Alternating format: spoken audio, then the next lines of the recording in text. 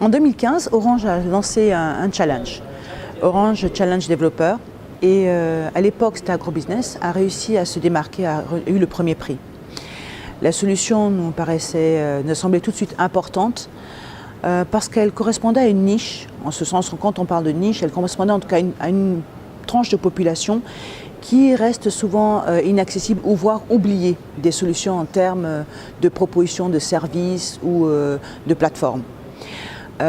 Alors, tout de suite, on a tissé un partenariat, on a commencé à travailler avec la structure, le partenaire en l'occurrence aujourd'hui Agro-Invest, pour voir dans quelle mesure nous pouvions l'accompagner, mettre à leur disposition notre plateforme, notre technologie, notre savoir-faire, sachant qu'Orange est partout aujourd'hui en Guinée, le plus large réseau.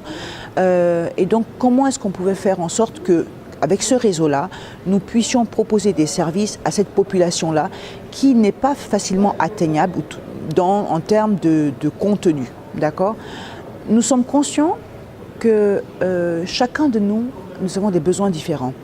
Nous proposons aussi accompagner des startups qui portent des projets innovants, qui s'appuient sur l'éthique et qui tiennent compte de l'environnement. Il ne s'agit pas de porter un projet pour porter un projet, mais il s'agit de porter un projet qui aura une utilité finale et qui sera d'un bénéfice pour tout le monde.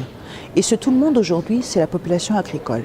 Cette population qu'on ne peut pas, qui a des besoins bien spécifiques et que l'on doit adresser avec des solutions simples. Et c'est dans ce sens-là qu'Orange, depuis 2015, travaille donc avec Agro-Invest pour monter la plateforme, faire en sorte que le service soit utilisable, qu'il soit efficace et qu'il apporte justement des réponses en termes de besoins identifiés par cette population agricole, ce milieu rural-là.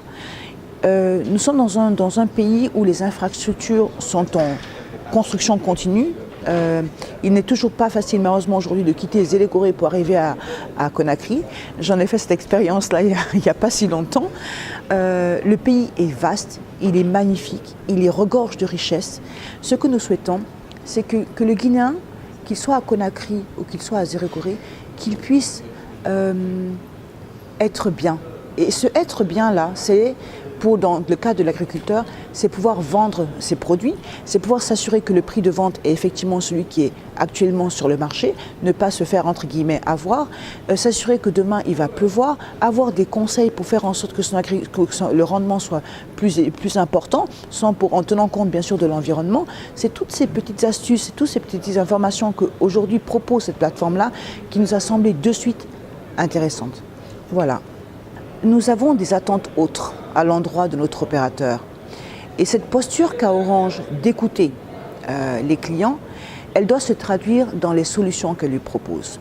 Et dans ces solutions-là, c'est entre autres tisser des partenariats avec des startups qui proposent des solutions, à l'image d'Orange USSD, le code qu'on a vu aujourd'hui, M-Makiti, des solutions pour permettre aux utilisateurs finaux de pouvoir enfin évoluer dans leurs activités.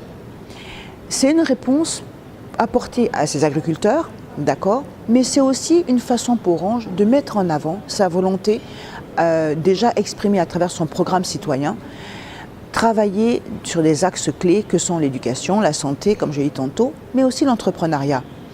À travers ce type de partenariat, nous mettons en avant des choses simples. Orange est là aujourd'hui en Guinée, nous proposons des produits telco,